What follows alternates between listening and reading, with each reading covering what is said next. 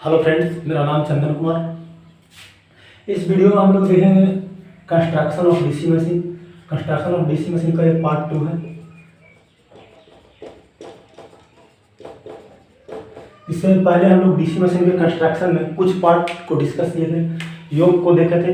योक हम लोग बना रहे थे कास्ट आयरन या कास्ट स्टील से। कास्ट आयरन बना रहे थे स्मॉल मशीन में और कास्ट स्टील का बना रहे थे लार्ज मशीन में। उसके बाद हम लोग देखे थे पोल कोर को हम लोग बना रहे थे कास्ट स्टील से। और योक को और पोल कोर को दोनों को हम लोग लेमिनेट नहीं कर रहे हैं क्योंकि फ्लक्स कांस्टेंट है। उसके बाद हम लोग देखे थे पोल शू। तो पोल शू को हम लोग लेमिनेट कर रहे थे क्योंकि उसमें फ्लक्स पल्सेटिंग नेचर का था। उसको भी हम लोग बना रहे थे कास्ट स्टील से। इसके बाद हम लोग देखे थे आर्मेचर कोर को हम लोग सिलिकॉन स्टील से बना रहे थे हिस्टैरिसीस लॉस को कम करने के लिए, और साथ ही साथ उसको हम लोग लेमिनेट भी कर रहे थे। अब हम लोग देखते हैं कंस्ट्रक्शन का कुछ बचा हुआ पार्ट था, जैसे कम्यूटेटर और ब्रश, फील्ड वाइंडिंग और आर्मेचर वाइंडिंग। सबसे पहले हम लोग देखते हैं कम्यूटेटर। तो हम जब आपको वर्किंग प्रिंसिपल बताए थे तो वहाँ पे क्या बताए थे? वहाँ पे हम आपको बताए थे वर्किंग प्रिंसिपल में ये चीज़ हम लोग वहाँ पे देखे थे कि जो वाइंडिंग में या कंडक्टर में जो ईएमएफ इंड्यूस हो रहा था उसका नेचर कैसा था? उसका नेचर अल्टरनेटिंग था। लेकिन कम्यूटेटर के सहायता से हम लोग उसको क्या कर रहे थे? डीसी कर रहे थे। तो हम लोग यहाँ देख रहे हैं construction of DC machine. DC motor और जनरेटर दोनों के लिए देख रहे हैं। तो कम्यूटेटर को अगर हम डीसी जनरेटर के लिए यूज करें, कम्यूटेटर को अगर डीसी जनरेटर में यूज कीजिएगा तो वर्क करेगा रेक्टिफायर के जैसा। यानी जो कंडक्टर में जो ये कंडक्टर या कॉइल में जो ये इंड्यूस होगा वो अल्टरनेटिंग नेचर का होगा, लेकिन कम्यूटेटर उसको क्या करेगा?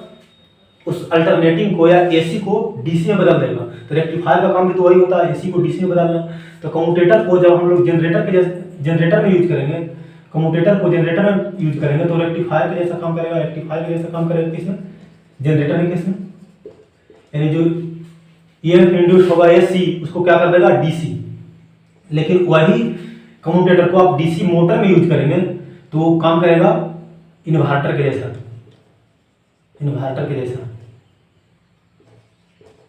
यानी मोटर में आप सप्लाई दीजिएगा, आप कैसा दीजिएगा? मोटर में सप्लाई दीजिएगा डीसी, लेकिन उस डीसी को ये क्या कर देगा? उस डीसी को ये एसी में बदल देगा। तो कम्यूटेटर को अगर जनरेटर में यूज करेंगे तो रेक्टिफायर जैसा यूज करेगा, और वही कम्यूटेटर को अगर आप मोटर में यूज करेंगे तो इन्वर्टर जैसा यूज करेगा। ये क्या करेगा जनरेटर में? यानी कम्यूटेटर जनरेटर में क्या करेगा? एसी को डीसी में बदलेगा, और मोटर में क्या करेगा? जो हम लोग डीसी देंगे उसको एसी में बदलेगा। अब जो कम्यूटेटर जो बना हुआ होता है वो हार्ड ड्राउन कॉपर का बना हुआ होता है। हार्ड ड्राउन कॉपर का बना हुआ होता है। अब ये पूरा सॉलिड नहीं रहता, यानी जो कम्यूटेटर रहता है पूरा सॉलिडली नहीं रहता। इसको हम लोग कई पार्ट में बांट देते हैं, और बांट करके बीच में माइका इंसुलेशन देते हैं। और जो नंबर ऑफ सेगमेंट होता है, यानी इसको हम लोग बहुत सारे सेगमेंट में बांट देते हैं, और जो नंबर ऑफ सेगमेंट होता है वो नंबर ऑफ कॉइल के बराबर होता है। ये चीज जब हम लोग बाइंडिंग पढ़ेंगे तो वहां पे ये चीज समझ में आएगा कि जो कम्यूटेटर में नंबर ऑफ सेगमेंट होता है वो नंबर ऑफ कॉइल के बराबर होता है। कम्यूटेटर में नंबर ऑफ सेगमेंट जो होता है कम्यूटेटर में वो क्या होता है? नंबर ऑफ कॉइल के बराबर होता है। तो कम्यूटेटर में हम लोग क्या देखें? कम्यूटेटर बना हुआ रहेगा हार्ड ड्राउन कॉपर का। उसके बाद अगर इसको जनरेटर में आप यूज कीजिएगा तो वो काम करेगा रेक्टिफायर के जैसा। यानी जो जनरेट होगा एसी उसको डीसी में बदलेगा। वही आप इसको मोटर में यूज कीजिएगा तो आप जो डीसी दे रहे हैं उसको एसी में बदलेगा, यानी इन्वर्टर जैसा वर्क करेगा। और जो कम्यूटेटर होता है वो पूरा एक सॉलिड पार्ट नहीं रहता, उसको हम लोग बहुत सारे सेगमेंट में बांट देते हैं। बहुत सारे सेगमेंट में बांट करके बीच में इंसुलेशन दे देते हैं। इंसुलेशन क्या देते हैं? इंसुलेशन हम लोग माइका का देते हैं। अब उसको बांटेंगे सेगमेंट, कितना सेगमेंट बांटेंगे? तो जो नंबर ऑफ सेगमेंट होगा कम्यूटेटर में, जो नंबर ऑफ सेगमेंट होगा वो नंबर ऑफ कॉइल के बराबर होगा। यानी कितना कॉइल आप यूज कर रहे हैं आर्मेचर वाइंडिंग में, उतना उसी के बराबर होगा नंबर ऑफ सेगमेंट। अब हम लोग देखते हैं ब्रश। देखिए ब्रश का यूज क्यों करते हैं? तो ये मशीन जो है जो ईएमएफ इंड्यूस हो रहा है आर्मेचर कंडक्टर में, तो आर्मेचर कंडक्टर कैसा है, आर्मेचर कंडक्टर रोटेट कर रहा है, वहां से हमको करंट कलेक्ट करना है, यानी रोटेटिंग पार्ट से हमको करंट कलेक्ट करना है। तो किस तरह से करंट कलेक्ट करेंगे, तो रोटेटिंग पार्ट से करंट कलेक्ट करने के लिए हम लोग ब्रश का यूज करते हैं, यानी कम्यूटेटर जो रहता है वहां पे हम लोग ब्रश को चिपका देते हैं और वो पार्ट मूव करते रहता है और ब्रश वहां से करंट को कलेक्ट करता है। तो ब्रश का कार्य क्या होता है, मूविंग पार्ट से करंट को कलेक्ट करना, मूविंग पार्ट से करंट को कलेक्ट करना। अच्छा, हम लोग देख रहे हैं ये डीसी मशीन के लिए।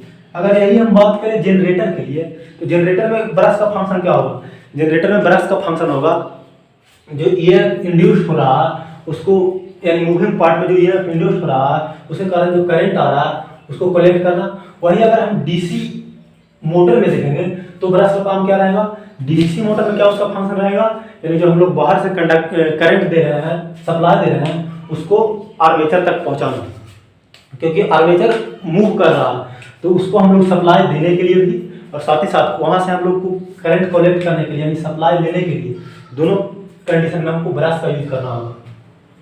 अब ब्रश हम लोग बनाते किस चीज का, तो ब्रश हम लोग छोटा मशीन के लिए कार्बन का बनाते हैं, स्मॉल मशीन के लिए कार्बन का बनाते हैं और लार्ज मशीन के लिए ग्रेफाइट का बनाते हैं। छोटा मशीन के लिए, स्मॉल मशीन के लिए हम लोग कार्बन का बनाते हैं और लार्ज मशीन के लिए इसका हम लोग ग्रेफाइट का भी बनाते हैं, ग्रेफाइट का बनाते हैं। अब देखिए कार्बन और ग्रेफाइट का क्यों बनाते हैं हम लोग ब्रश कार्बन और ग्रेफाइट का क्यों बनाते हैं, तो देखिए जैसे मान लीजिए कि ये रोटेट कर रहा, तो रोटेट कर रहा तो कार्बन और ग्रेफाइट दोनों का प्रॉपर्टी होता है सेल्फ लुब्रिकेटिंग प्रॉपर्टी, यानी इसको जब ये रोटेट कर रहा है, यहाँ पे ऐसे ब्रश रखा हुआ है इस तरह से, देखिए रोटेट कर रहा है तो दोनों के बीच में घर्षण होगा, तो घर्षण होगा तो आप इन दोनों का यूज ना कीजिएगा, दूसरा कोई चीज का यूज कीजिएगा कलेक्ट करने के लिए, तो आपको घर्षण को कम करने के लिए बार बार उसमें क्या देना पड़ेगा, आपको उसमें लुब्रिकेट डालना पड़ेगा घर्षण को कम करने के लिए, यानी फ्रिक्शन को कम करने के लिए। लेकिन कार्बन और ग्रेफाइट का प्रॉपर्टी क्या होता है, इसको आपको लुब्रिकेट बार बार लुब्रिकेट इसमें डालने की जरूरत नहीं पड़ेगा, यानी इसमें सेल्फ लुब्रिकेटिंग प्रॉपर्टी होता है, इसलिए हम लोग ब्रश बनाने के लिए कार्बन या ग्रेफाइट का यूज करते हैं। अब हम लोग देखते हैं फील्ड वाइंडिंग।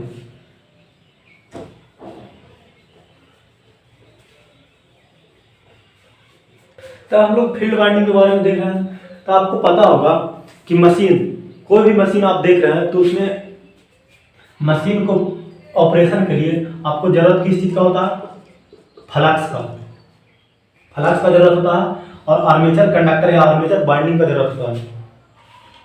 तो जो वर्किंग फ्लक्स, जो बाइंडिंग हम लोग वर्किंग फ्लक्स प्रोड्यूस करवाने के लिए करते हैं उसको हम लोग बोलते हैं फील्ड वाइंडिंग।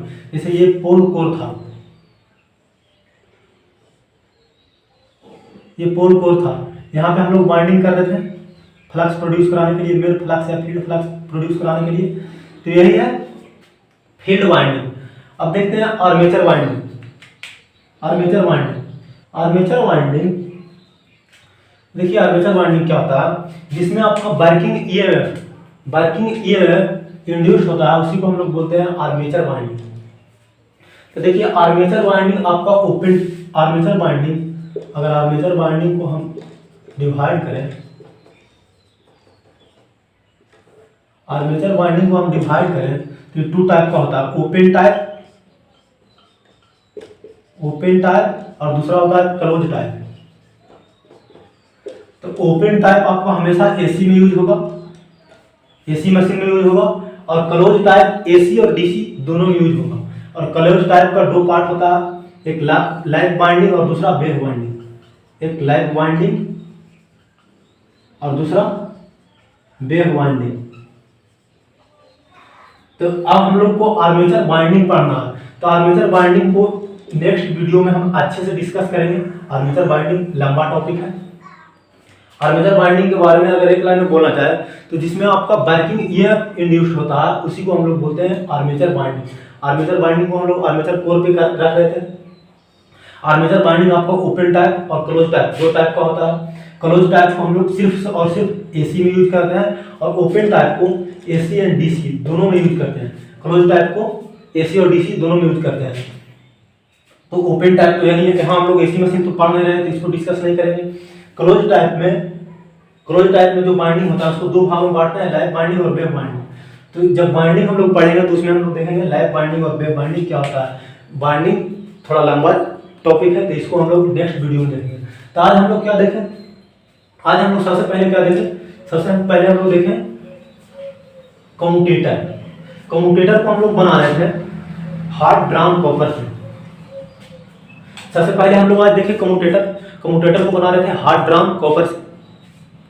और कम्यूटेटर जब हम लोग देखें तो कम्यूटेटर को अगर हम डीसी जनरेटर में यूज करें, कम्यूटेटर को अगर हम डीसी जनरेटर में यूज करें तो जो ईएमएफ इंड्यूस्ड होता है वो एसी होता है, तो उसको हम लोग को डीसी में बदलना रहता है। तो जनरेटर के केस में जो कम्यूटेटर होगा वो कैसा भी वर्क करेगा, वो रेक्टिफायर के जैसा वर्क करेगा। यानी आपका जो ईएमएफ इंड्यूस्ड होगा वो एसी होगा, उसको डीसी में बदलेगा। वही अगर कम्यूटेटर को आप डीसी मोटर के केस में देखेंगे तो मोटर में आप लोग बाहर से सप्लाई कैसा दे रहे हैं, बाहर से सप्लाई दे रहे हैं डीसी, लेकिन वर्किंग के लिए क्या चाहिए, वर्किंग के लिए चाहिए एसी, तो उसको डीसी से एसी में बदलेगा। यानी अगर मोटर के लिए देखिएगा तो कम्यूटेटर वर्क करेगा एज ए इन्वर्टर। इन्वर्टर क्या करता है, डीसी को एसी में बदलता है। साथ ही साथ हम देखें कि कम्यूटेटर जो होता है उसको हम लोग पूरा एक सॉलिड नहीं रहता है, उसको बहुत सारे सेगमेंट में यानी भाग में, हिस्सा में, पार्ट में काट देते हैं। कम्यूटेटर को हम लोग बहुत सारे सेगमेंट में काट देते हैं और जो नंबर ऑफ कम्यूटेटर सेगमेंट होता है वो नंबर ऑफ कॉइल के बराबर होता है। ये चीज़ जब हम लोग आर्मेचर बाइंडिंग पढ़ेंगे तो वहाँ ये चीज़ आपको क्लियरली समझ में आएगा। उसके बाद हम लोग देखें ब्रश के बारे में। तो जो रोटेटिंग पार्ट था उससे हम लोग को करंट कलेक्ट करने के लिए या रोटेटिंग पार्ट में करंट को देने के लिए हम लोग ब्रश का यूज करते हैं। ब्रश बनाने के लिए हम लोग कार्बन या ग्रेफाइट का यूज करते हैं। क्यों ग्रेफाइट या कार्बन का यूज करते हैं, क्योंकि कार्बन और ग्रेफाइट में सेल्फ लुब्रिकेटिंग प्रॉपर्टी होता है। क्योंकि जैसे रोटेटिंग पार्ट से आप करंट कलेक्ट कर रहे हैं तो रोटेट करेगा तो दोनों के बीच फ्रिक्शन होगा, तो आपको फ्रिक्शन को कम करने के लिए उनके बीच लुब्रिकेंट देना होगा।